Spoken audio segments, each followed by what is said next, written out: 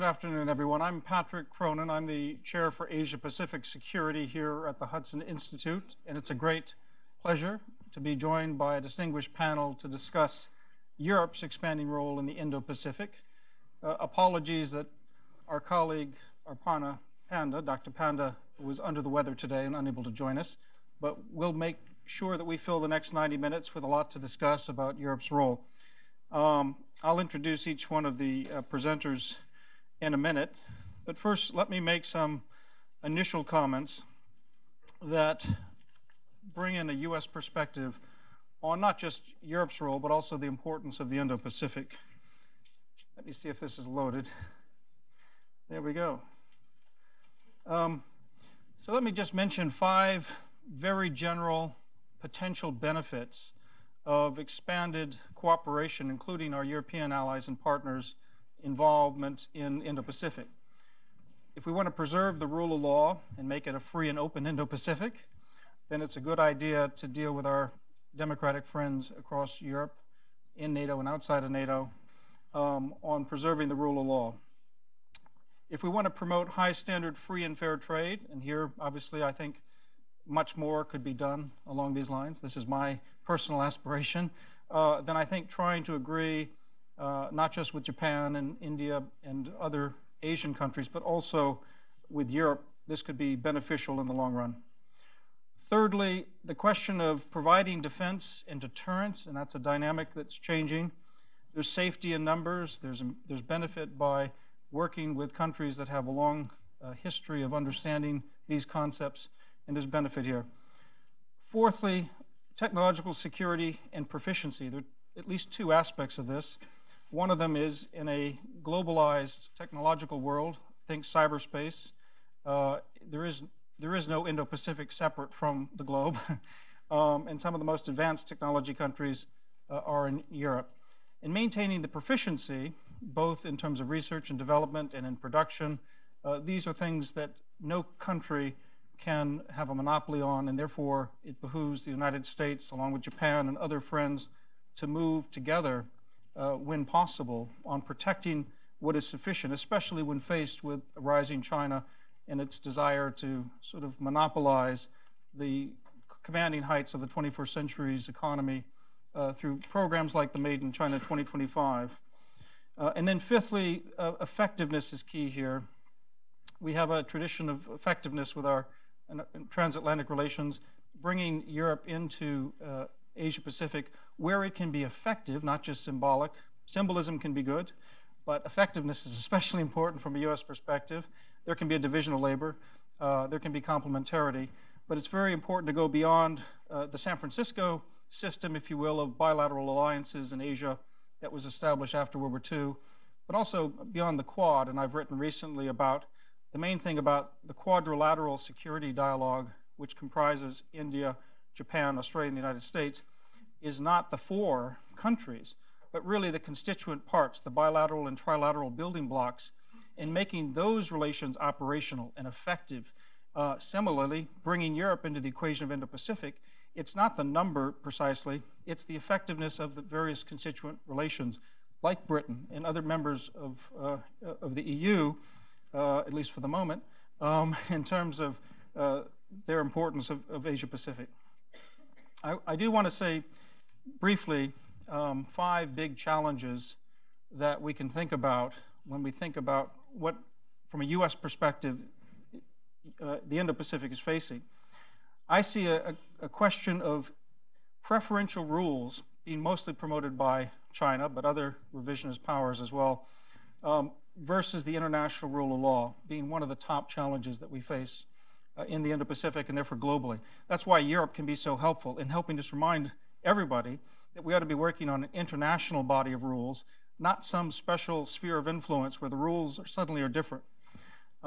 Gray zone operations where there are gradual attempts to change the status quo, mostly through unconventional means, are being perpetuated, again, mostly by China. We see this largely in the South China Sea.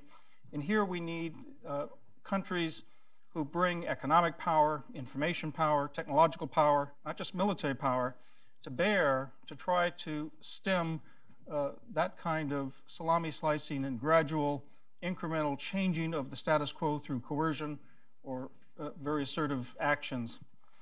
Thirdly, illiberal versus liberal governments is a big challenge. My friend Robert Kagan had a wonderful, very lengthy piece in the Washington Post over the weekend. I don't know any other columnist who's been given 4 pages of the Washington Post for his column, but it was a wonderful 10,000-word essay on this question, and it really boils down why this matters, why maintaining with democracies, there's such an importance of maintaining the liberal international order, because it's the only thing, as he put it, that prevents us from essentially being allowed to be burned at the stake for disbelieving something. So liberalism is very important here in this sense. Fourthly, the geopolitical implications of emerging technology, and there we can see with the Huawei example, we can see with the debate over the Five Eyes intelligence arrangement among the English-speaking countries that grew up after the end of World War II. There's a premium placed on emerging technologies and maintaining adequate security, and there are real questions about how to do that. And bringing Europe into that debate is paramount importance. It is part of that debate, and it needs to be part of the solution as well. Deterrence and defense without dominance, the fifth challenge. My friend, former Deputy Secretary of Defense Robert Work, Dave Ochmanek at RAND Corporation, and others recently talked about the fact that we're beyond the age of American military primacy and dominance. You cannot assume that deterrence can work in the future the way it's worked in the past, where the United States assumed a certain degree of dominance. This is especially true across the Indo-Pacific, with the spread of a much more contested set of capabilities. So those are 5 big challenges that are ongoing and not going to be resolved today or anytime soon, but they require the ability for allies and partners, and especially for democracies, and I think especially maritime democracies, to play a key role, which is sort of why we've assembled the panel we have here today. I have 35 more slides that I'm not going to show you, but I'm happy to bring them up later and to talk about them. I have a lot of photos and other things that this is a work in progress. But I think we want to jump into the conversation rather than get sort of bogged down in any one set of slides. And it's a great pleasure today to be joined by Dr. John Hemmings, who's in town from the UK. He's director of the Asia Studies Center and deputy director of research at the Henry Jackson Society. Prior to his doctoral studies, he was a visiting fellow at both Pacific Forum CSIS, and he was a research analyst at RUSI, at the Royal United Services Institute in Whitehall, working on Northeast Asian security and defense policies. He's written a new publication on Southeast Asia, among many other things, South China Sea and UK's role.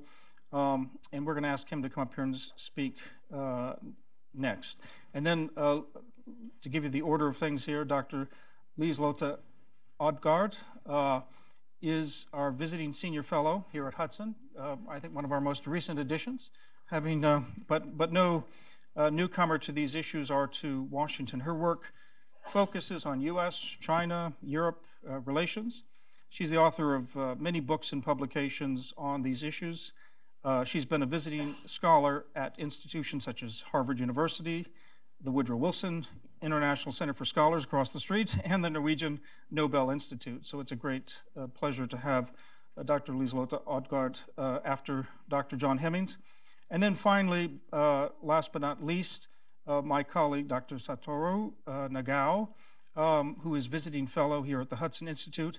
And he is the key reason we're having this panel today. He did all of the work in making sure that we put together a timely, informed discussion on these issues. And it's great pleasure working with Dr. Nagao, who is an expert on especially India.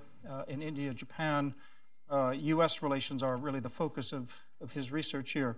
So with that, let me turn it over to Dr. John Hemmings. Thank you very much.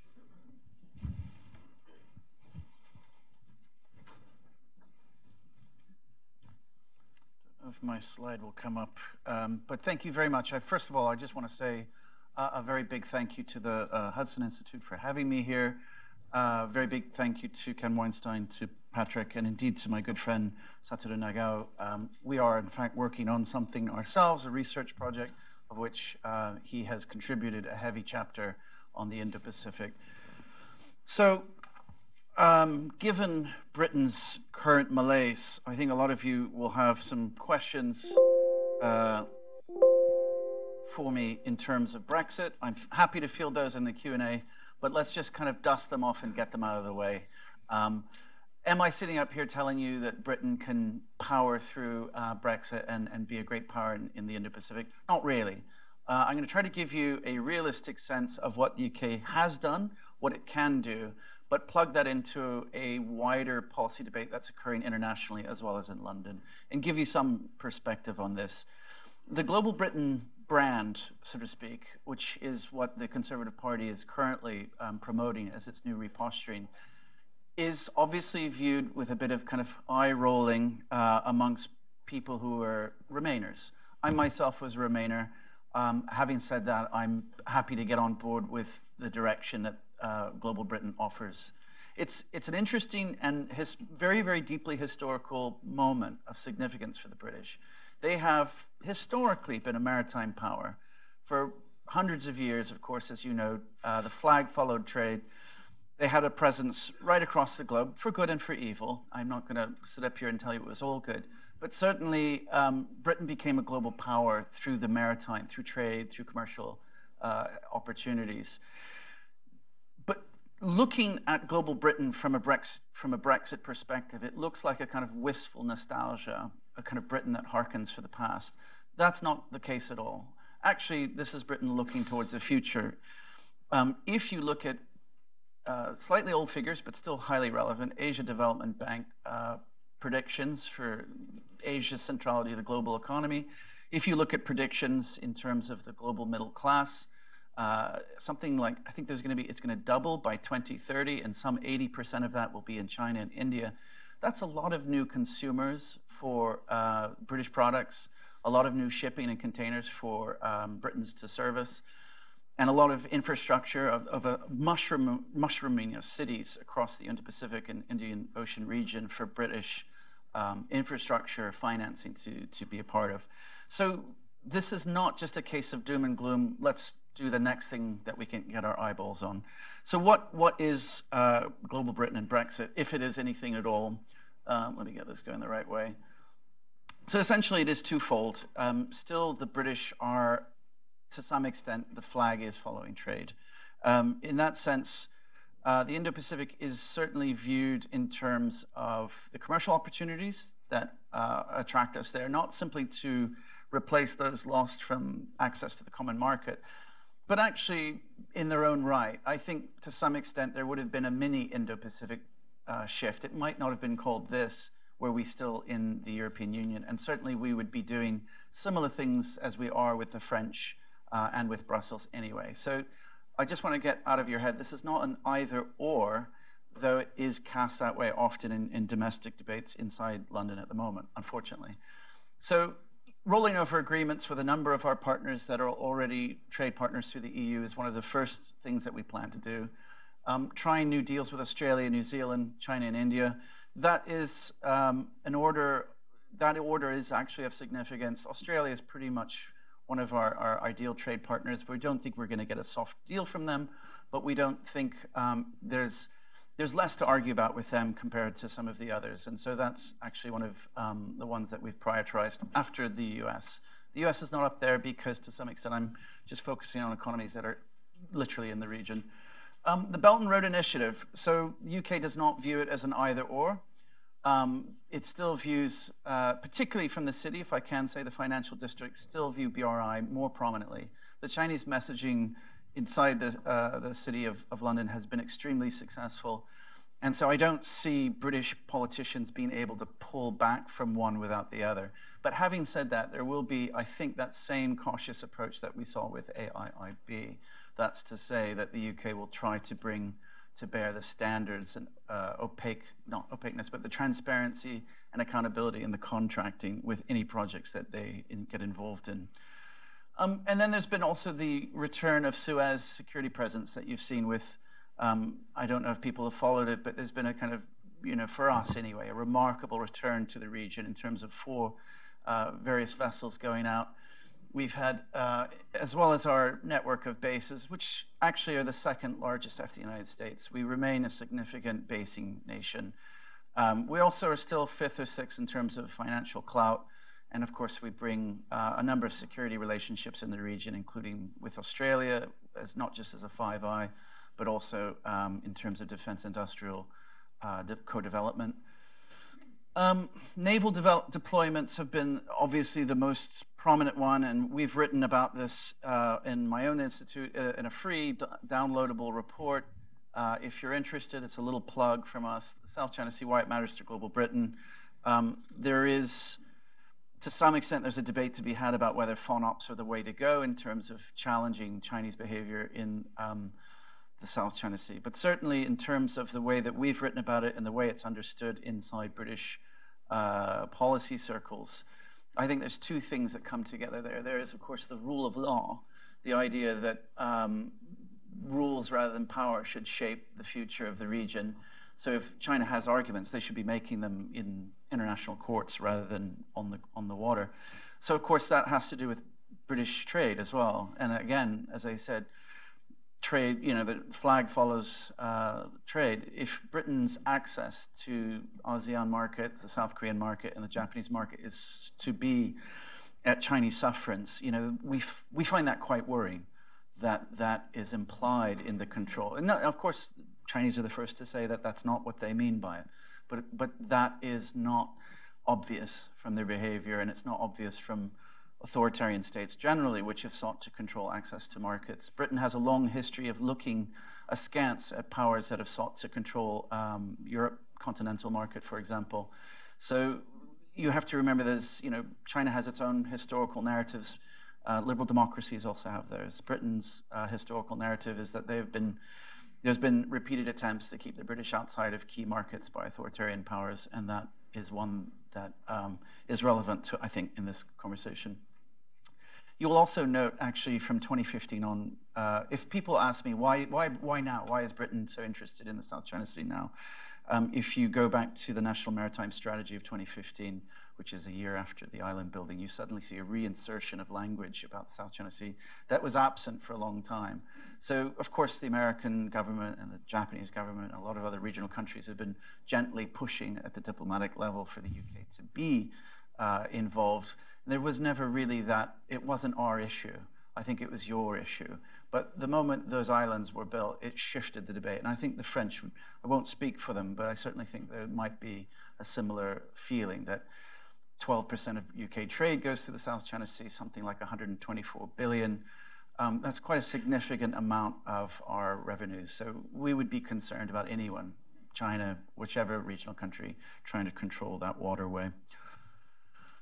Defense partnerships, just to say a little bit about those, we'll go through. The defense partnership is something that Britain brings both in terms of evolving and also historic relationships.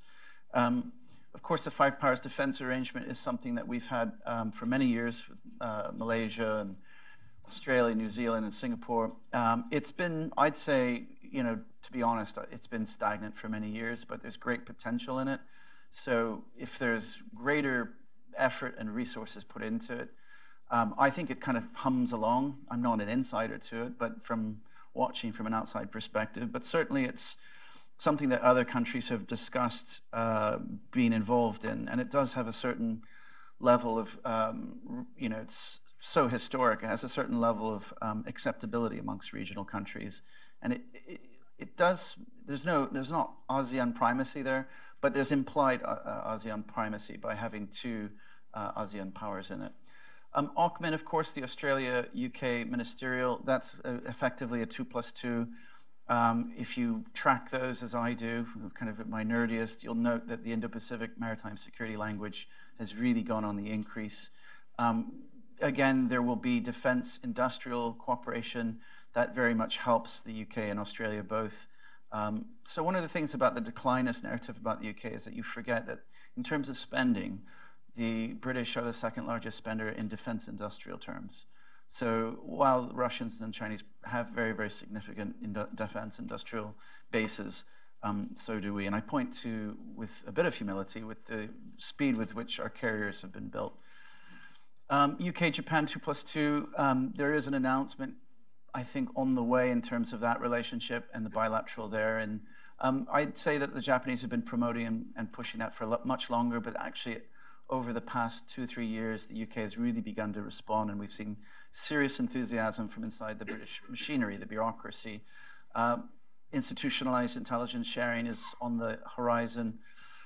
We've seen the trilateral and bilateral defense cooperation and exercises this year in terms of, we had for the first time, I think, in Japan's history, modern history, I should say, post-Yoshida history, you've had non-American troops exercising, and that was not Marines, it was the, forgive me, it was the Honorable Artillery Company, which deployed earlier this year. Plus, there was an anti-submarine warfare trilateral exercise with the UK and US off the coast of Philippines, and there's one again slated quite soon.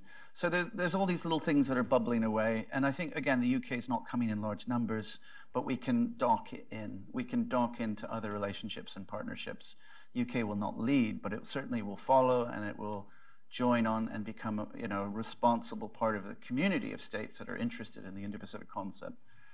The Five Eyes, of course, if I was giving you a different talk about Huawei, I might not be speaking so proudly about that. We do have a debate that is going on right now about our telco review. But nonetheless, regardless of that conversation, I am absolutely sure that the Five Eyes will remain a cornerstone of British intelligence.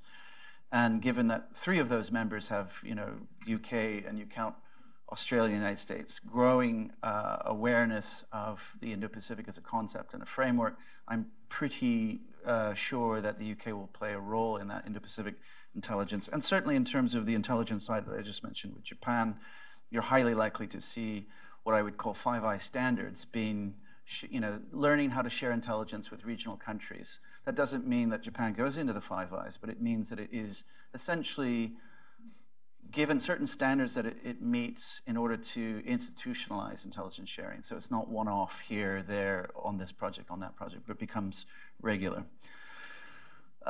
Going back to the wider debate that is inside the UK, there is a sense that our norms, our values are, and I think I'm approaching the 10-minute mark, so I'll give it a few more minutes. The British, to some extent, are more hesitant to deal with democracy promotion, but certainly the defense of democracy and human rights remains a very strong issue for us. But I would say that one of the things that Patrick Cronin mentioned, which I think I agree with fully, which you do see in government documents in the UK, is this idea, particularly on the global Britain side, is that the rules-based international system is front and center. And the reason for that, of course, is that both trade and political relations depend on what we perceive to be the rules-based order. I think in Europe, you tend to hear a little bit of a narrative that says that somehow the international order is this American construct, and therefore they're responsible for its maintenance. If you actually look at the history of the international system post-World War II, John Eikenberry, guys like this will show you that very much the British and the French were, engineers of the intellectual DNA, and certainly in terms of NATO, prime movers. In terms of the UN, League of Nations, the UK also had a significant role, and even IMF and World Bank had, in the Bretton Woods stage, heavy DNA. So the British are not just consumers of an American order. We feel that it, to some extent, is a shared order amongst all of us, and I think there's more of feeling of responsibility towards that order than other states who feel that they've inherited it or benefited from it. So there's a bit of a kind of anti-free rider angle in that. In terms of the relationship with China, I think that's where I should end. This is global BRI, global Britain. So getting the relationship right, sorry, I'm going the wrong way. Getting the relationship right with China is going to be of primary importance. Of course, China is a deeply important nation to the UK's economy. And of course, they have a very strong and increasing voice in our domestic debate, for good and for evil. There's a number of contractual points that make the relationship difficult. Authoritarians versus liberal democracies. Almost all our allies and partners in the Indo-Pacific region have fractious relationships with China. And yet we have our own relationship with China. So getting that right is going to be difficult. And two of the issues that I see on the horizon coming in short order for that, three I should say. One is the Hong Kong issue, which essentially is a slow burn. You know, the UK can, at the moment, the machinery is essentially trying to ignore it. But the fact that Hong Kong has been, essentially the joint declaration is falling apart. The UK can either decide to accept that or to receive diplomatic and economic punishment by calling China out. There's not much else we can do, but going public with the debate could be a possibility.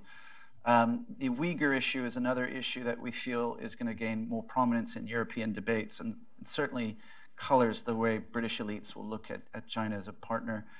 And then finally, the other issue is, as I mentioned, Chinese involvement in British domestic debates since Hinkley Point have become possibly too much. They've over-egged to some extent. We had with this report, the Chinese ambassador wrote, gunboat diplomacy in China's backyard, and at no point do we say we should impose any sort of radical policies for Britain, not even fawn up by the Queen Elizabeth II, the aircraft carrier. So there's that whole tussle, that kind of domestic tussle, is accelerated as China's United Front work has really taken on in London. So I think that relationship will begin to, unfortunately, have bad benefits for the bilateral. I think with that, I've probably overstepped my mark, and I'm very pleased to take questions in the Q&A about all the things I've mentioned. So thank you for your time. John, thank you very much. I think you did a wonderful job at enumerating just the numerous ways that the UK is very deeply sort of intertwined with the Indo-Pacific, both on the trade side and on the security side. I think a couple of questions that are going to come up for you, and maybe for Liselotte as well, if she's going to address you from a broader European perspective, perhaps. But one of them is the capacity of Europe to make a difference on any particular area, whether it's on the economic side, the general rules, on the security side. And the other is there the formulation of a common strategy possible? Or are there conflicts among our strategies towards especially the relationship with China, which is the rising power that is creating, it's at the center of so much of the debate. So those are two questions that we don't have to answer yet, but I think those are ones we're going to have to answer in future weeks and months and years as to whether we can forge a more common strategy, both cooperation and competition, and at the same time recognize that we all have limited capacities. But with that, Liselotte Odgaard, please. Thank you. Thank you.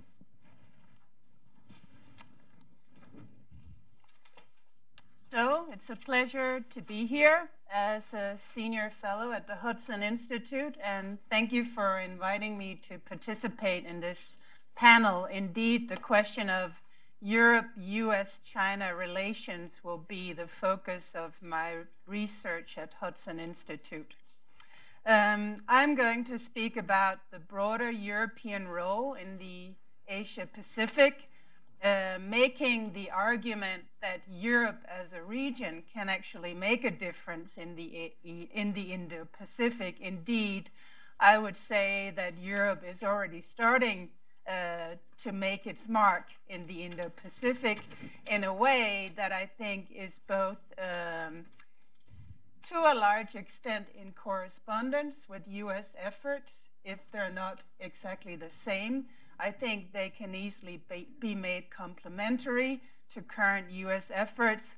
And I also think the approach that I'm going to talk about underlines that Europe can actually act as a kind of unity, not that the countries will act, all of them, or be in perfect agreement, but Europe can find ways to make its mark known in the Indo-Pacific in a way that will underline that it is still a region that acts together and not just a bunch of individual countries.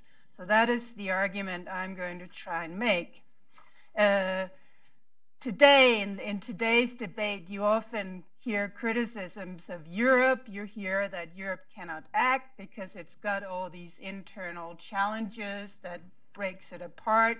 Brexit was already mentioned by Hemmings, but there's of course also the authoritarian tendencies in parts of Europe, for example in Hungary, that pulls Europe away from its civilian power status and its sort of claim to be democracies and human rights defenders. There's a migration issue in Europe as well. And there is also a lot of pushing of the European Union and criticism of it externally. It has disputes with the United States, as we all know, over trade and defense budgets. And China, even if the European Union has not been willing to embrace the Belt and Road Initiative as a whole, China is still proceeding to implement the Belt and Road Initiative, especially in the Balkans, in Eastern Europe, and in parts of Southern Europe. So there are all these challenges, but in a way, I would argue that that has actually pushed Europe to action and to find ways where it can assert itself more than it has done in the past. And I think one of the areas where we're starting to see this is actually in the Indo-Pacific, so that Europe actually recognizes that it cannot just focus narrowly on European issues. It also has to come out and have policies that are implemented in the Indo-Pacific in defense of democracy, in defense of the rule of law, in defense of the freedom of navigation, etc. And the way that I would argue it works is that the European Union has very general policies, so it will have a general policy line that will, for example, say that we are critical of Chinese assertiveness in the South China Sea. We support the rule of law, the freedom of navigation, etc. in this area, but it cannot go so far as to come up with concrete policy initiatives. That will be left to groupings of countries to do. And that is also what we see increasingly. So for example, in the South China Sea, Europe has these very general policy lines. The EU came out with a global strategy for foreign and security policy in 2016, and that policy says that the EU will uphold freedom of navigation, stand firm on respect for international law, including the law of the sea, and it will encourage the peaceful settlement of maritime disputes. It couldn't go any further because within Europe, Hungary and Greece, for example, rely heavily on Chinese investments. They weren't willing to go any further in directly criticizing China, for example. Other countries, Croatia, Slovenia, they have maritime disputes that meant that they were worried about criticizing Chinese positions on international law in greater detail.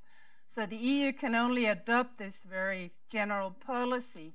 But at the same time, in 2016, you saw a French initiative to start conducting operations in support of freedom of navigation in the South China Sea. Initially, that was mainly a French effort, but in later years, in 17 and 18, other European countries came on board. So, for example, Denmark, Italy, Germany, Portugal have supported these operations. Some countries have been having staff, official staff on the French ship to say that we support this. This year, for example, Denmark will send a frigate and France will send a carrier group. So the frigate will be protecting the carrier essentially. So there is this gradual step up of this effort, which is by a grouping of countries that all agree that we should carry out operations in support of the South China Sea. We should start to have military exercises with the Indians, with Japan, etc. So it won't be the EU, but it will be a sufficiently large grouping of countries that the message that is sent and received will be European and not just individual countries such as the UK, which was already talked about, or France or Denmark. So I think that modus of operation we will see more of in coming years, because it's clear that 28, 27 countries cannot on very many issues have very specific policy initiatives. But the value of the European Union is that you have the general debate. You can agree on some general policies that will then be acted upon by groupings of countries. And that is, I think, what is realistic, we realistically speaking can expect Europe to see doing in the future. And I think that has actually more of an effect that it has been given credit for so far. So, for example, with the South China Sea issue, France, as I said, started conducting these sail-throughs in 2016. Initially, it made port calls to Shanghai. For example, in 2017, it did that to signal to the Chinese that these operations were not directed against China specifically. They were just to demonstrate Europe's position that the South China Sea was international waters. France also trained the Code for Unplanned Encounters in the South China Sea, this code that has been made to avoid that serious incidents occurs between the navies of different countries. It used them towards the Chinese. The Chinese did not respond by using the code, although they've actually signed up to the code, but they understood the code. That was clear. On the French side, they could see they understood the signals. So that is also a way of sending a message to China. You should, try and play by these rules that we have agreed upon in the South China Sea. So I think in these various ways, the European contribution has value. In 2018, the sail-through that was done in 2018, again with multiple countries on board the ships, and the UK had its own ships, there was no port call made to China, and the reason was that then we had the ASEAN-China talks on the Code of Conduct in the South China Sea, and for Europe, it's a serious omission that external parties are not part of those negotiations. So France and the countries participating instead sailed from Australia through the South China Sea to Vietnam, whom we all know is very critical of China's policies in the South China Sea.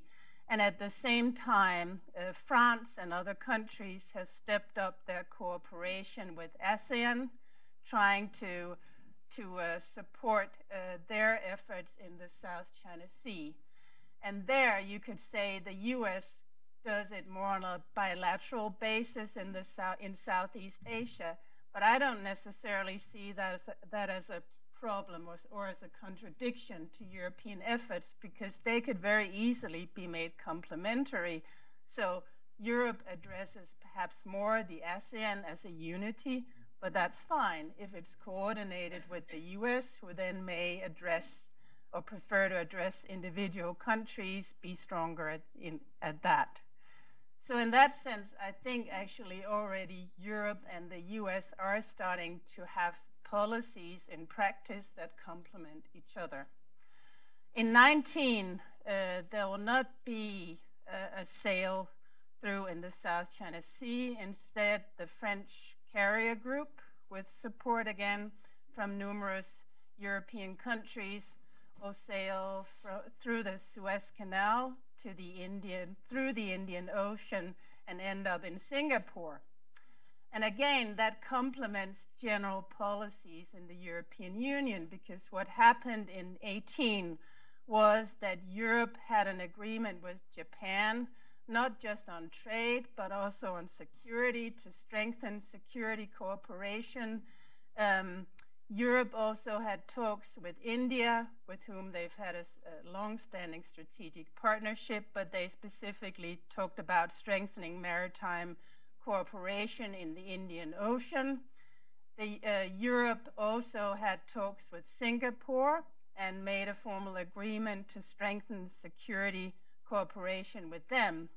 So the French carrier group's deployment this year, again, it underscores the general European policies. It will go to Andaman Islands, where India has just upgraded its military presence. It's opening an air base there, specifically trying to address the growing Chinese presence in the Indian Ocean. So the carrier group will go there to have joint exercises with the Indians. There will also be Japanese in these efforts, in the joint exercises, again, trying to start putting into practice this kind of security cooperation that the EU talks about in very general terms. The tour will end in Singapore, which is, as I said, also becoming an important partner for Europe, not just economically, but also in a security sense. What has happened lately in Europe is also that the Commission has issued quite a strong paper on China, saying that China is a strategic competitor, again in line with US policies. Of course, we will cooperate with China on selected issues. For example, there are already ongoing cooperation in Africa on certain development issues with China, which is fine. But the overall picture is it's a strategic competitor, and the EU will try to make mechanisms that will ensure that the countries are much more careful in dealings with China with regard to the issues that were already mentioned by Hemmings and others. So with regard to the 5G network, intellectual property transfers, etc. So I think, answering your question, Patrick, I think that Europe is already underway in coming up with policies that don't just placate the US, because again, that's not realistic. And it does work out in a different way because it's groupings of countries doing it.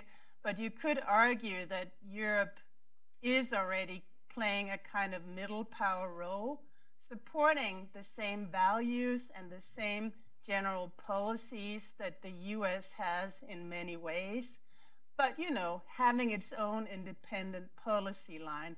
For example, more support for ASEAN than the US might show, but then you do other things that can very easily, I think, be made complementary and therefore, you know, go in the same direction.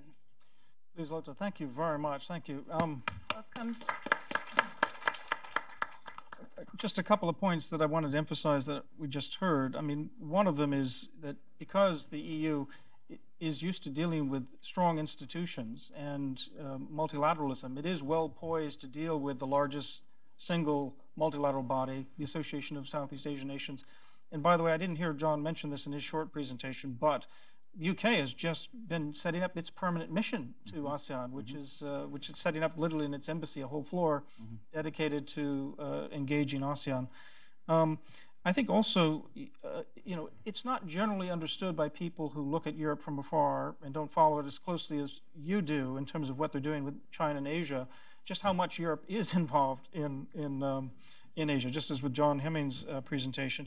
And the way you describe EU's ability to overcome its own limitations, the fact that it is such a large organization, by distinguishing between the general policy level and then acting through smaller groupings, which is a very practical, pragmatic way to actually get things done. Now, how well that gets done and how congruent or how much at odds it might be with the strategies and policies of others, I think it'll vary on issue by issue, but it's an eye-opener, I think, for anybody. Dr. Satoru Nagao, you are last but not least with your presentation.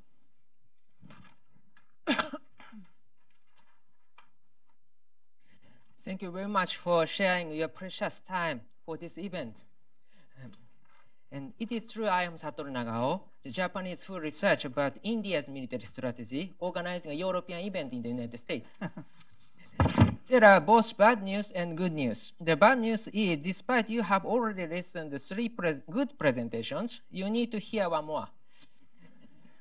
But good news is my presentation will end to 5 minutes, which will be the shortest record today.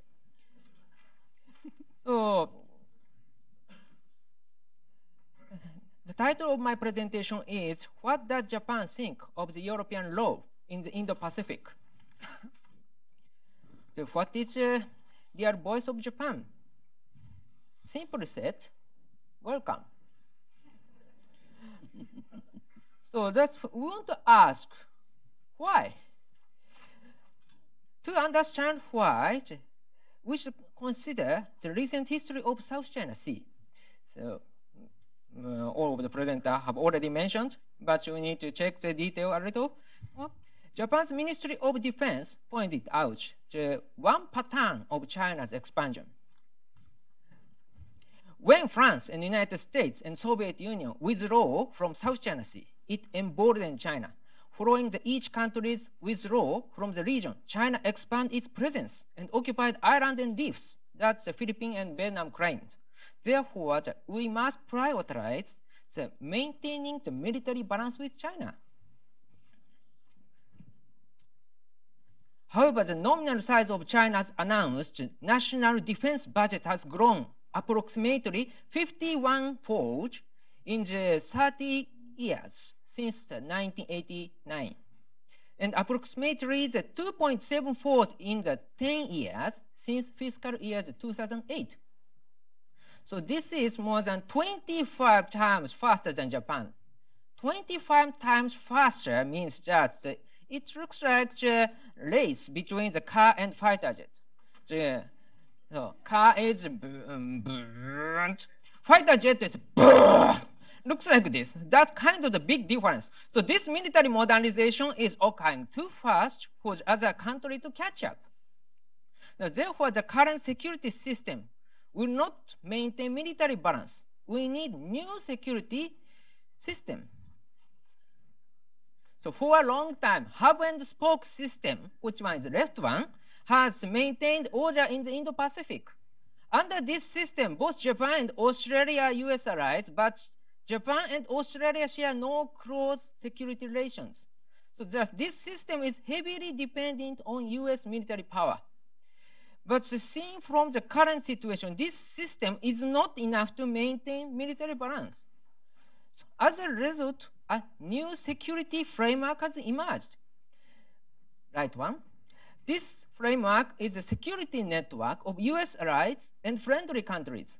So this cooperation includes not only US-led cooperation, but also trilateral cooperation between Japan, India, Australia, Indonesia, India, Australia, France, and bilateral cooperation between France, Japan, UK, Japan, Canada, Japan, all of which do not include the United States, even if the US is the central core of this system. So in the Indo-Pacific region, the role of European and the others, like the Canadian, will be key. Canada is not Europe, but a NATO member, so that is the reason I mentioned. So therefore, Japan cooperates with Europe. This figure shows which countries have high-level exchanges with Japan. With the red color countries, Japan holds high-level dialogue very fluently. Japan cooperates not only with the US, Australia, India, and Southeast Asian countries, but also UK, France, Germany, and Canada. So Japan will share sensitive information with the UK and France. And share supplies through the acquisition and cross-service agreement, simply said the AXA, with the UK and France. And implement joint weapon development project with UK and France. And hold joint exercises with UK and Canada. And we'll start joint capacity building project in Southeast Asia with UK. So it is also possible for Japan to start joint infrastructure project with European countries to neutralize the influence China gains through its infrastructure project. In addition, Japan respects European-based, rule-based order too. Therefore, Japan say, welcome to Indo-Pacific, to Europe. That is my presentation, about 5 minutes. Thank you very much for listening. Satoru-san, thank you very much for the both brevity and the good spirit in which you presented that welcome. You know, if our friend Dr. Panda had been here talking about India, there could be so much more added. In fact, when we at Hudson conducted a panel last December, I believe, my good friend Dan Twining talked about the most exciting development over the next 3 decades from his perspective is essentially India's arrival in its role, and it's indeed the reason why Prime Minister Abe and now President Trump and others have talked about the Indo-Pacific, is because very much of the role of the Indian Ocean, but also especially the role of India. It's also very important for us to remember that there's only one Asian country represented up here as we talk about Asia, so we're very humble and aware that we cannot cover everything from every perspective on one panel, so don't take this as an insult to our many, many Asian country friends, but rather as a way to dip our toe in the water to think about the role that the UK and the EU are joined up with US policy, with Japan policy, in trying to promote both the rules of the road on trade, on technology, but also on security and on human rights. And these are all different sets of overlapping issues. And there are many different views, and we're going to open up the questions here to the audience in a minute, but I'd like to just start with one question for the panel before we do that, and to talk really about the difficulty of taking on China on any one issue, whether it's Xinjiang, whether it's Huawei, whether it's technology transfer, whether it's the South China Sea and actions that are taken. What are the real levers that the UK has, that the EU has, that Japan has, and what are the real constraints as well, the realistic constraints that you have? Certainly from the US perspective, we know we have both levers and real constraints. So this is not unique to Europe or Japan. This is to all countries, because there has, as has been pointed out very often, a dichotomy between the economic policies of wanting to promote cooperation and trade with China in the security policies and the human rights policies to some extent that clash with China or the CCP, the Chinese Communist Party. That's not always true now, and indeed, Liselotte mentioned the EU acceptance of the strategic competitor word. Last week, our good friend Walter Russell Mead had a wonderful interview that I highly recommend you watching online with Jake Sullivan, the very bright Democratic Party analyst on foreign policy and affairs, where he took exception to the strategic competitor as kind of an inaccurate, or not inaccurate, but an inadequate sort of rubric for which to deal with China. He was kind of pushing back, saying we've overcorrected, we meaning the bipartisan elite even, on making China such a dominant competitor. Just a couple of things there very quickly. I know Secretary Pompeo actually called out China as a threat, I believe, this past week. That caught the attention of a lot of my friends. But it's not just a threat. It's not just a competitor. It's still a cooperative power. It's still an essential power. It's many things. This is why it's impossible to reduce China to a single word or label. I think everybody understands that. So in policy terms, though, you have to question, what is the focus of where you're trying to head? What needs to be addressed? And so the strategic competition issue that the Trump administration had put into their national security strategy in December 2017 and has followed up with various policies, including a very powerful speech here at Hudson by the Vice President, Mike Pence, is intended to shore up the need for making sure the United States and its allies and friends remain competitive, despite the way China's running its economy, running its human rights issues and politics. It's preparing for its security role in the region. But to do all of that without succumbing to the idea that there has to be war or there has to be conflict. Indeed, just the opposite. How do we avoid conflict by maintaining active engagement and strength is sort of behind the policy. The whole idea is to avoid war, avoid an opportunity from opening up a vacuum of power. But John, Liselotte, Satoru-san, why don't you just address from your perspective on this China question? You can rephrase it as you wish here.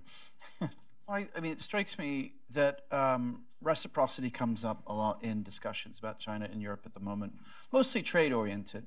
But I think possibly one of the things that we're going to see the UK foreign policy elites doing a bit more is following Australia's lead in pushing back on the United Front work. I think to some extent it's been a grave mistake to interfere in the domestic affairs of Western countries. I can understand why the Chinese party thinks it's necessary to correct what they think are overly critical narratives, but actually the end result is very negative.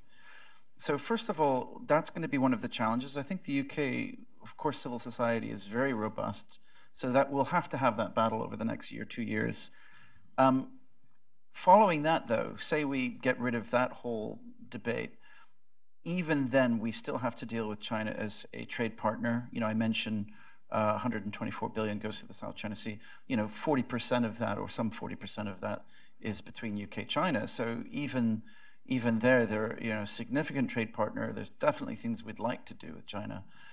How can we influence them? It's going to be very difficult given the current trajectory of inside China and the way the one party rule is more or less following increasingly Xi Jinping's own direction and his own agenda and timeline for what he thinks China should achieve.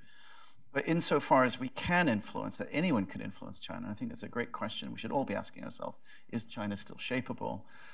We can shape them, I think, through collective diplomacy. They hate collective diplomacy on issues that are core to them. For example, the South China Sea. They would prefer it to be bilateral. They prefer to punish states individually by economic means. For example, if a Team Europe FONOP were to take place, a British or European flag vessel, to have multiple officers on board, including NATO officers, Danish officers, Swedish officers, have multiple flags flying, it makes their punishment strategy, it complicates it to some extent. In terms of the human rights narrative, certainly we can push back on that more publicly than we have done. That we don't give them a free ride on the Uyghur issue, which I think to some extent is still happening. So there's a number of different things. I think there's more I could say there, but I think rather than taking up all the oxygen, well, let me just ask though. Do you want the resources one? No. Well, one pointed question about Huawei. Okay. My friend Michael Ostlund just wrote a piece saying, yeah, this is jeopardizing potentially the Five Eyes relationship, the UK, the US. Yeah. If the UK doesn't sort of ban Huawei from being allowed to possibly compete or build its critical infrastructure. What do you think about this issue? I came close to that judgment as well, and I think both Michael and I are very close-minded, but I think neither he or I are actual telecoms experts, nor are we. So the issue is very complex. I am writing about it at the moment. I'm doing some research with a UK MP on this. At the moment, for those who don't know, there's a telecoms review that is taking place between DCMS and the National Cybersecurity Center, both wings of the British government, to make a decision that will be, I think, early April, and then within 2 weeks there'll be a decision on Huawei per se. Will it threaten the alliance, the Five Eyes alliance? I don't think so, because I think the UK's intelligence network, the Five Eyes network, is actually separate from the civilian telecoms. So it actually runs a completely different infrastructure. There are obvious issues about the symbolism of it and about, is it going to destroy the Five Eyes alliance? No, Will it weaken it severely? Yes, it will have grave symbolic impact. But having said that, there's nothing we can't ride out. Just to put forward the British position so you understand why the UK is doing something that has been called naive and irresponsible by people inside the UK as well. For those of you who are not experts, and I count myself among them as telecoms engineers and core, the way the UK views it is that at the moment you have the core of the network, you have the periphery, the less intelligent bits that are unable to understand the knowledge, the data that they're transferring. So Huawei is essentially kept on the periphery rather than the core. The reason being is that the UK, the worst nightmare that the UK has decided is to have network failure. And if you have network failure, for example, if everything is Ericsson and there is a Trojan that can go after Ericsson stuff, then it all comes down at once. If you have like a kind of complex fauna and flora or ecosystem of different providers, then you have some guarantees. Again, I'm someone who's not an engineer and trying to make sense of what I've been briefed. So that's the idea, is that we prioritize system failure risk rather than data leakage risk. No single point of failure. Boeing is taking a lesson on that this week. Anyway, Liselotte, over to you. True. Thank you. I think that Europe, as you could argue, US has been very late to realize that, you have to push back against China's, intellectual property theft, its joint venture agreements to transfer know-how, etc. But I think the Commission's, paper shows that Europe is now doing something serious about it. It's been obvious that, until now, there was no political willingness in Europe to take action. People would say, well, it's an economic decision, and we'll ask, the former national phone company, what do they think about Huawei, instead of acknowledging that this has to be a political decision. It cannot be left to the economic actors. They're there to make money, to make a profit, and they're not going to, think about intellectual property rights. That much is clear. And now I think both the national governments and Europe recognizes that, they need to do some of the same things that the US is trying to do with China. That being said, I also agree with you that China is also a partner, and we shouldn't push back on China with all things. So Denmark, for example, in Greenland have pushed back with regard to the 3 international airports that are built in Greenland. There, Greenland indeed wanted to make it an international bid, and one of the bidders at the end was a Chinese company. And in cooperation with the US, the Danish government went in and said, okay, we'll make an economic package to pay for these airports because it's too risky to let the Chinese into this airport project. So on the one hand, that I think we'll see a lot more of that from European governments. They're going to take action where they think China is getting access to critical infrastructure, which is undesirable, and where China doesn't let us in either. On the other hand, I think we'll also see European governments continue with, for example, mutual aid projects with China in Africa, on areas where it seems that we can make our very different approaches work. So sometimes China, they will benefit by trying to strengthen the existing institutions in fragile states, whereas Denmark may be more into judicial reform. But you can make those things work together and have cooperative projects with China on these things that are not sensitive and that are not problematic. And I think it's important to send the message, especially when you're being tough on China, that we don't reject everything that comes out of China, but that we welcome China's efforts insofar as they stick to basic rules of the current liberal world order. Likewise with Japan, who have started experimenting with infrastructure projects with China and Thailand. I mean, it's important that those projects, again, respect basic market economic principles, etc.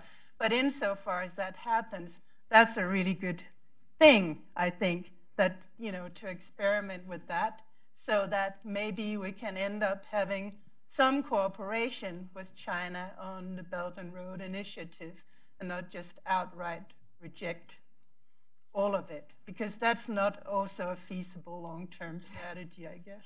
Thank you. And Dr. Nagao, just on the China question, if I can just complicate it for you a bit more. So China has an international fleet review. Japan, the Japan Maritime Self-Defense Force has decided it will send a destroyer, I believe, to that fleet review. It will be joined by some European navies as well. So that shows Japan trying to balance this desire for cooperation with a major neighbor, and yet also very focused on strategic competition, worried about Belt and Road, worried about high technology questions, worried about maritime operations. So are there priorities from Tokyo for what you want to see Europe do, or the areas it should be active in? Is Japan promoting some specific areas, or are you just welcoming Europe in general to the Indo-Pacific from a Tokyo's policy perspective? Of course, European involvement in the Pacific region is welcome for Japan, that's I have already explained. But at the same time, about Japan-China policies, we should say in front of the US audience, especially in this case, perception is same with the United States. China is state. But how to deal with, in this case, a little different, as Japan can say. Because Japan is a country in the Indo-Pacific. So we are regional countries. So the Indo-Pacific is rising economically. That is very good for Japan. And China can contribute this thing. But at the same time, Indo-Pacific region should not be the China-dominated region. This is Japan cannot accept. So if China seeks domination, Japan will stand in front of China. So in this case, why Japan involved in some project of the Belt and Road Initiative, especially, for example, recently in Sri Lanka, there is a new road project between the major city Colombo to the Kandy, which looks like the traditional capital of the Sri Lanka, one of the kingdom of Sri Lanka. In this highway project, there are 3 stages. First stage, China invest this road project. But second stage, Sri Lanka themselves invest. And in the third stage, Japan will invest. So why is such kind of sharing the same infrastructure project Japan involved, even if China invested this project? Because if Japan involved this project, Japan can get the information of this infrastructure project and check the contents, what happened in Sri Lanka, and we try to modify this project more better one, rule-based one, beneficial for local, especially Sri Lanka, and try to stop China's ambition to dominate this region. So this is one of the methods. Of course, this is one of the methods, I should say, because we should combine the many methods at the same time to stop China.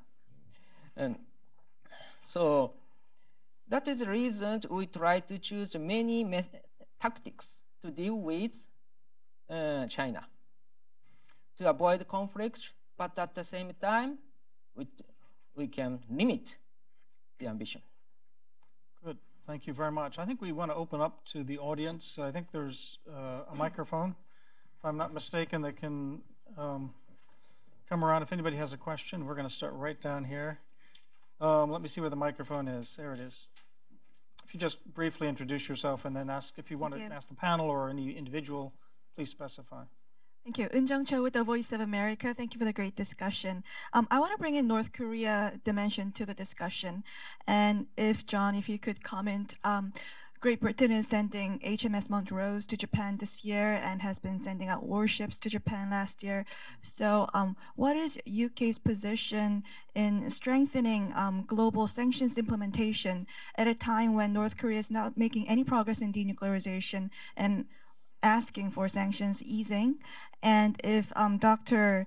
Odgaard, if you could comment more broadly how EU views the sanctions on North Korea, and if Patrick, after the breakdown of the Hanoi summit, how is it more important to strengthen sanctions on North Korea, and how can Europe contribute? Thank you. So yeah, I'll start. It's an excellent question.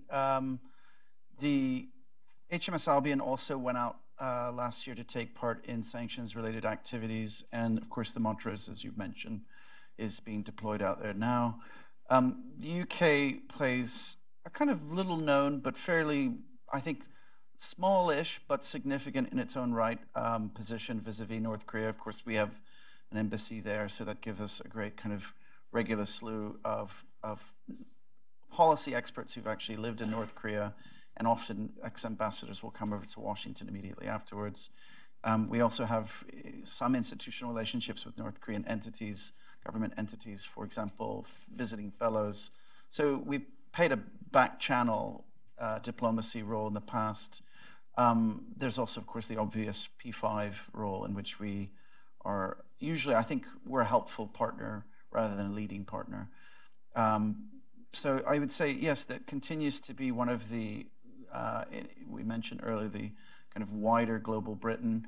But having said that, that's a little bit of repackaging. We've long had a, I'd say, fairly robust North Korea policy.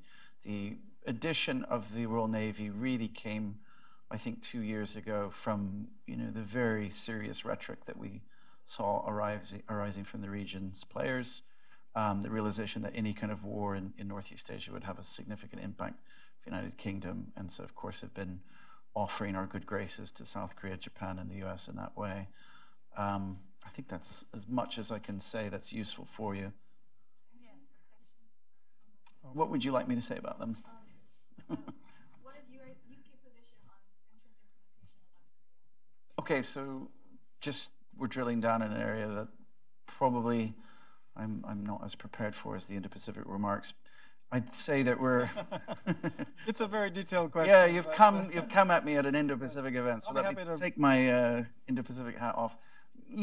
What can I say? We, as I said, I think my comment that should be useful for you is that we are supportive of the regional countries. In other words, those sanctions packages that are designed by Japan and the United States, and to some extent where China accedes to them.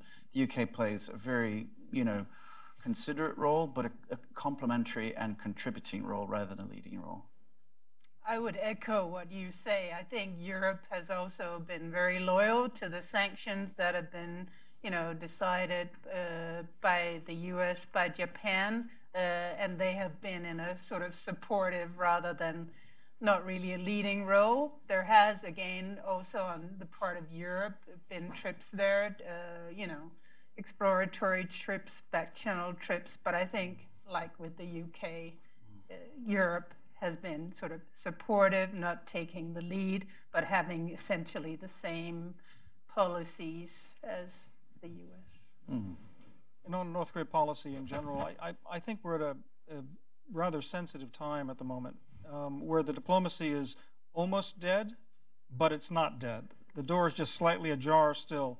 So while there's a likelihood of heading back toward dialing up pressure across the board, diplomatic, economic, and even military, we are still, I think, at a point where we're trying to encourage North Korea to take a serious step toward denuclearization, which I think most people would say it didn't do, apparently, at Hanoi.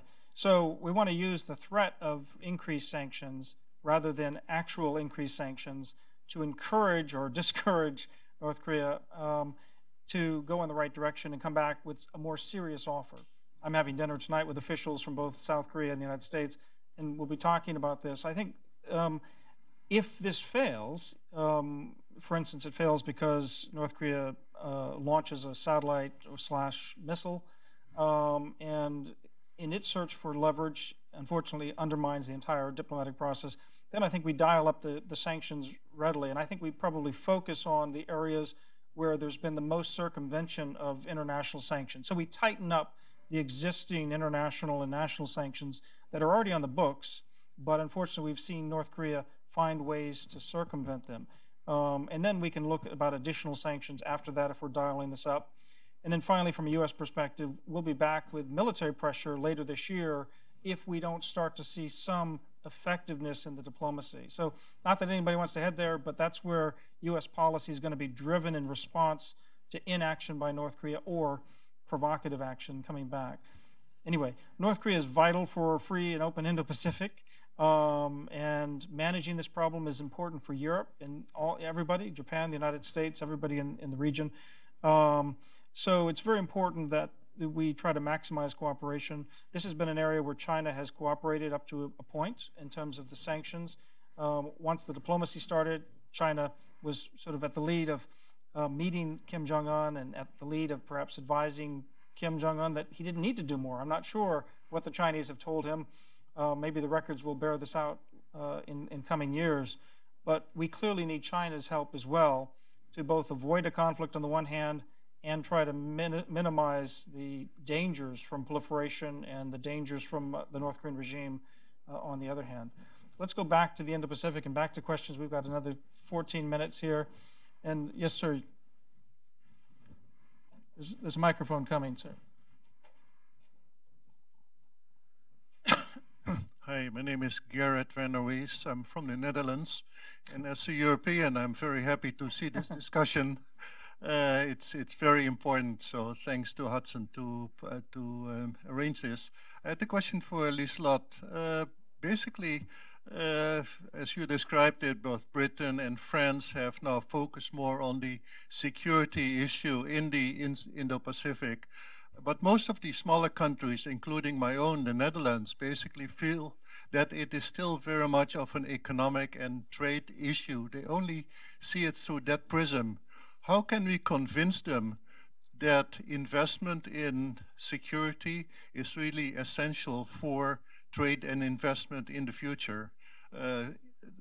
You mentioned earlier that there's strength in numbers, and I think John talked about collective diplomacy.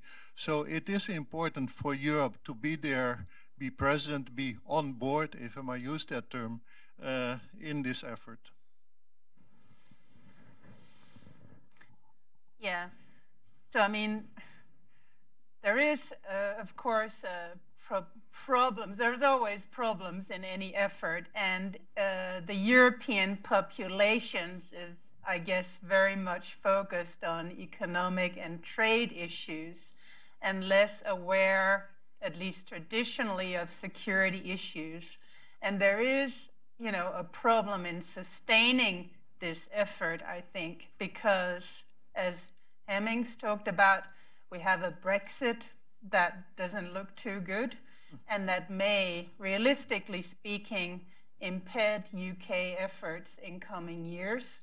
We have a France which has domestic, serious domestic violent criticism of the government for not paying enough attention to the economic issues of the population, demanding that, you know, France stop spending so much money on things like Indo-Pacific security. So, you know, it would be wrong to just paint a rosy picture here. There is clearly like this risk that the populations of Europe will simply say, we don't want to pay for stuff like that. And since we are still democracies, most of us, we can't just ignore that kind of voice. On the other hand, I think what we see this year is actually an increased effort. So, for example, Denmark, who only has 5.5 million citizens, they used to send a person on board the French ship. This year, they're sending a whole frigate in support of the French carrier. So that's a significant step up. And I think that shows that in Europe's populations, there is also now this awareness, increasing awareness that economic and security issues go together, and you cannot just take on the economic issues. And this whole debate about liberalism and authoritarianism, I think, will help the general public understand that, that they're starting to see, yeah, there are actually threats to our way of living coming from various places. And we can't just, see it as a very narrow economic equation when we look upon our living standard. There are also other things that needs to be spent money on if we want to preserve that. So in that sense, I'm fairly optimistic that, there is an increasing awareness that there is a threat to our way of life, which cannot just be dealt with in a sort of narrow economic sense. You also have to look at, spending on security. And I think Europe has come out in later years as, a force that will say, okay, so we're criticized for not doing enough. We're going to start doing more. We will do it in our way, though. We won't just be followers of others.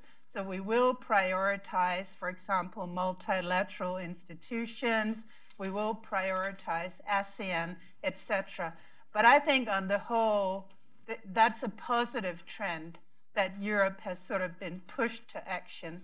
The action may then not always be exactly what our partners ask for, but they can still be made to work with the efforts of Japan and the US in a way that sort of protects the basic principles that all those countries agree are important, in my opinion.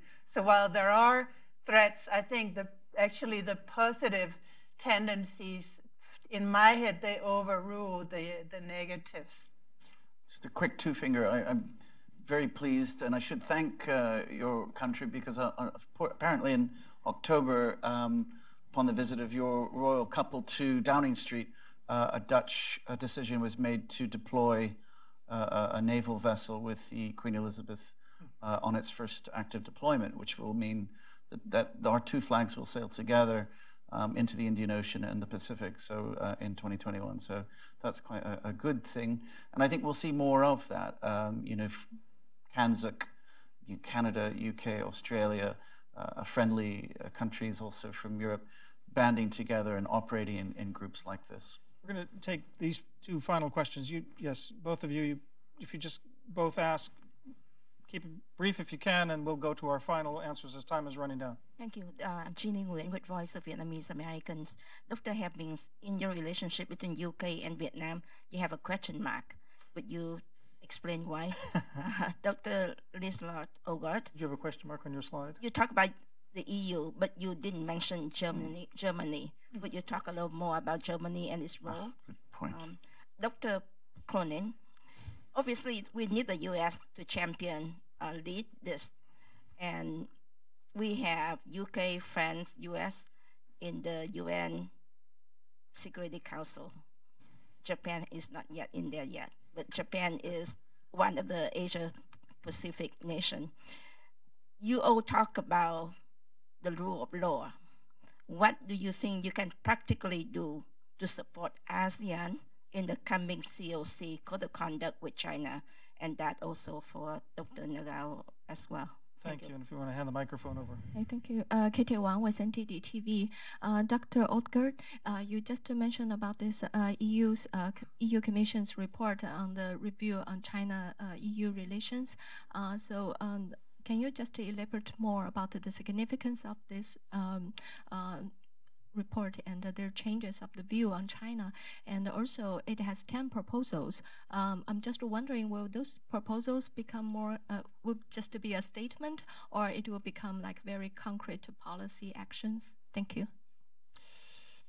Very good. Why don't we start down actually with Dr. Nagao with any final comments you want to make now, and we're going to work back this way here as our time is running down with 5 minutes left. Okay, I can make presentation from now if I have the 5 minutes. But yeah, rule-based something is main point is who makes the rule, indeed. Because if China makes a rule, that is not acceptable for Japan. So we're focusing on the process, how to make the rule in this case. Of course, freedom of navigation operation is useful too to express the rule of law is very important. But indeed, the main point is we need to discuss who makes the rule, I think. That is a short answer. Thank you. Dr. Odgaard. I'll start with the last question first. The Commission's report, again, yeah, in the past you could have worried there would just be this general policy, but again, I think this report will work with efforts on the part of groupings of countries and individual countries' efforts.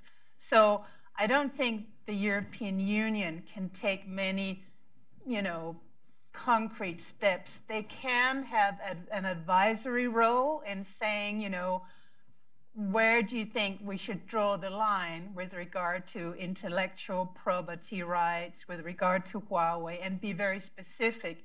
But it can only issue guidance. It would be too much to go into ordering countries in this area. So I think you will see it work because there is all these countries, like I said, Denmark, they have already started stopping, China from investing in infrastructure that is critical. You will see other countries do that, and you will see the countries, they discuss this in Europe. And so it will be implemented by individual countries, in some cases groupings of countries, on the basis, again, of EU's general policies, just as we see with the Indo-Pacific maritime policies that I just described. I think Europe is trying to do a lot with ASEAN on the code of conduct, a lot of it, behind the scenes kind of things. But Europe has sent a very clear message last year that, there should not be a separate conduct that doesn't include, other countries who also have, rights to use the South China Sea. And I think, that Europe can, help ASEAN draw a line with vis-a-vis China. So these negotiations haven't really come to anything yet.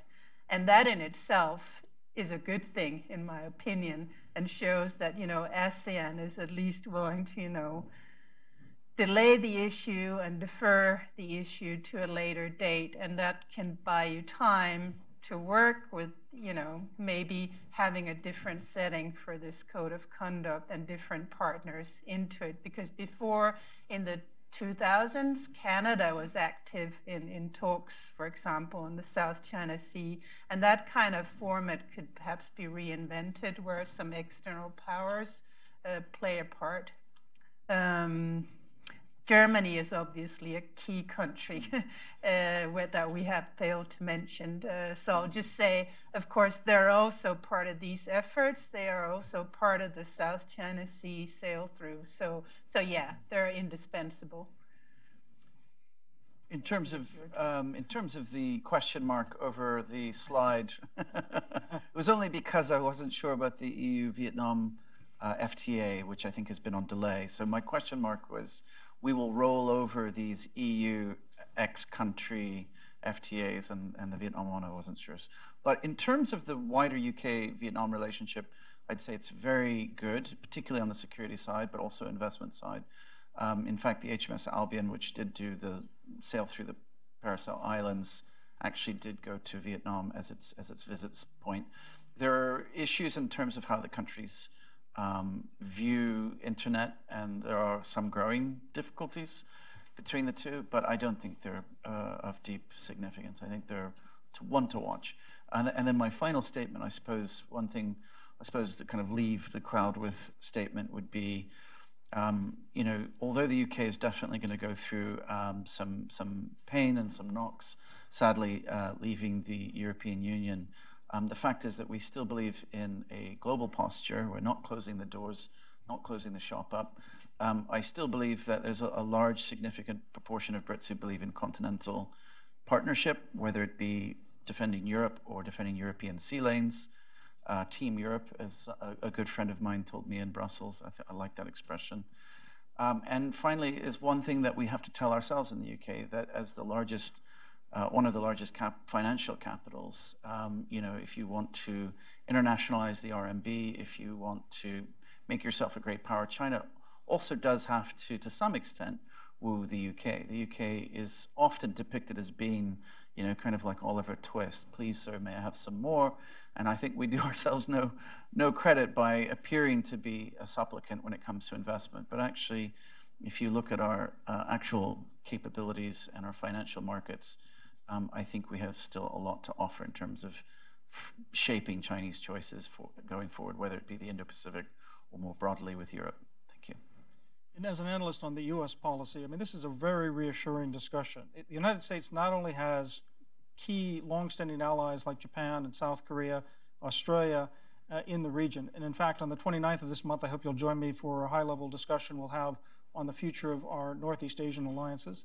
But we also have our longstanding European friends who are already actively engaged in the Indo-Pacific and have so many different ways they can contribute.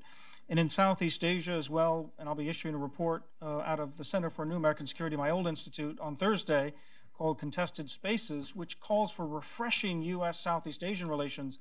It was going back to the question of how do we stop a bad code of conduct, in addition to the excellent point that Liselotte mentioned about inclusivity of larger usage of these maritime waters. Don't be just so exclusive. Is to engage closely both ASEAN and ASEAN chairs. And right now, of course, we have Thailand in the chair. We have to engage them, regardless of the outcome of the election next week in Thailand, and we have to engage Vietnam next year and make sure that Vietnam doesn't feel coerced into making a bad deal on the code of conduct. So with that final word of admonition, let me thank this great panel.